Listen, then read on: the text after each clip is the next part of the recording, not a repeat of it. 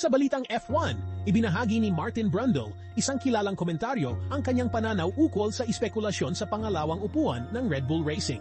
Ayon kay Brundle, hindi malamang na si Carlos Sainz ang pipiliin dahil sa nakaraang tensyon kay Max Verstappen mula sa kanilang panahon sa Toro Rosso at ang hirap ng pagiging teammate ni Verstappen. Dagdag pa ni Brundle, mahirap para sa karamihan ng mga driver na umangkop sa estilo ng pagmamaneho ni Verstappen at sa mga setup na hinihingi ng kotse. Narito ang mga kandidato para sa upuan. Si Liam Lawson ang itinuturing na isang malakas na kandidato.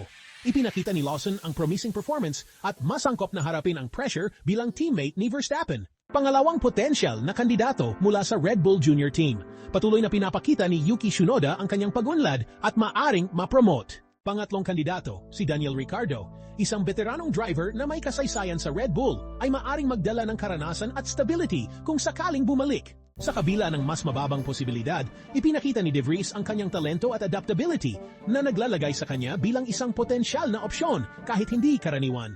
Ang sinumang kukuha ng pangalawang upuan sa Red Bull Racing ay haharap sa malaking hamon.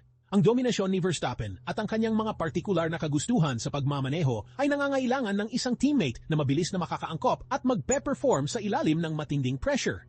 Ang desisyon ay nakasalalay sa balance ng dynamics ng koponan, potensyal ng performance at kakayahang suportahan si Verstappen sa championship race.